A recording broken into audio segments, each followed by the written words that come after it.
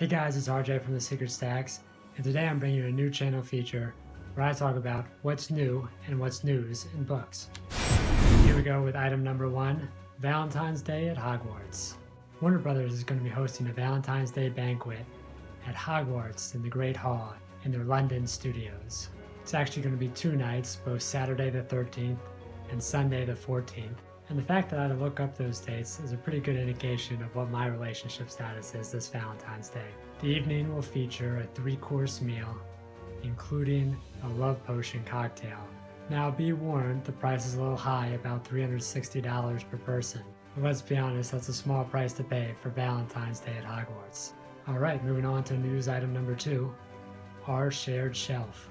Emma Watson's new book club, as part of her UN feminism initiative, decided on the name Our Shared Shelf and picked their first book, My Life on the Road by Gloria Steinem. The book club is hosted on Goodreads and open for anybody to join. Its focus is feminism, but it's not just for girls. Of course, guys are welcome, under the caveat that you go in not being an idiot. These are my words, not hers, but I've been going through the forums a little bit. They've been open for about 12 days, and a couple of the discussions are on the verge of being overrun by scammers and flamethrowers. So as always, a general good rule of thumb is don't be an idiot and you'll be okay. News item number 3. George R.R. Martin came out with sad news that he will not be finished book number 6 in time to avoid season 6 spoilers, which is disappointing news. Now, I'm in the minority here. I've read the books. I've actually at times enjoyed the show more. But the truth is, the show is made stronger when it's built on the backs of the books. The story is tighter, more focused, and in my opinion more interesting. This will be the first big test for the showrunners, as they'll be going in almost completely on their own for this one. Martin said there's no set timeline for him to finish the book, but it sounds like there's hundreds of pages left to write. He's someone who self-admittedly isn't very good at deadlines, and it sounds like he's really stricken by his inability to get the book out in time for this, but it is disappointing nonetheless. News item number 4. Scholastic pulled a recent child's book from his catalog, named A Birthday Cake for George Washington, because of controversy over his portrayal of slavery. The book tells the story of George Washington's slave Hercules and his daughter, as the title suggests, cook a cake for George Washington's birthday. The criticism of the book has surrounded the fact that on every page the slaves are smiling, and it doesn't do a good job of portraying the harsh reality of American slavery. It is technically based on a true story, but it glosses over the fact that Hercules escaped on George Washington's 65th birthday. All in all, it seems like a failure up and down the line at Scholastic, as this was clearly not one person's decision.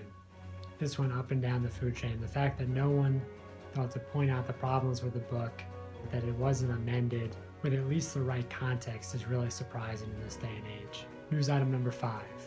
The Martian, starring Matt Damon, won Best Comedy at the Golden Globes, which is actually more comedic than the movie.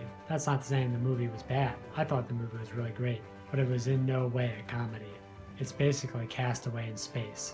Now I consider this pretty big news for books, because The Martian started out as a self-published work, not even on Amazon at first. It was hosted on the author's own website.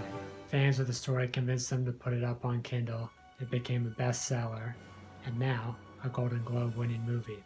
Now, if only there were more jokes. News item number 6. 3 big television premieres from novels: The Shadowhunters, The Magicians, and The Shannara Chronicles. It'll be interesting to see how they do, considering the different resources that they've all been given from their various channels. Shadowhunters is housed on the new Freeform channel, formerly ABC Family, and in my opinion, production quality is pretty lacking. On the other hand, MTV has done a surprisingly amazing job with the Shannara Chronicles of creating a really visually striking world. It's set in New Zealand, and the CGI is fantastic. It'll be interesting to see how much sci-fi throws into The Magicians. It's part of their rebrand as they move away from such cult classics as Sharknado. So it'll be interesting to see how much they're willing to invest and how much they're taking this seriously. I'm watching all 3. I've done a review of 2 of them so far. I'm interested to see where they go from here. Alright, that's it for now. I'm curious to hear what you guys think about these items in the comments down below.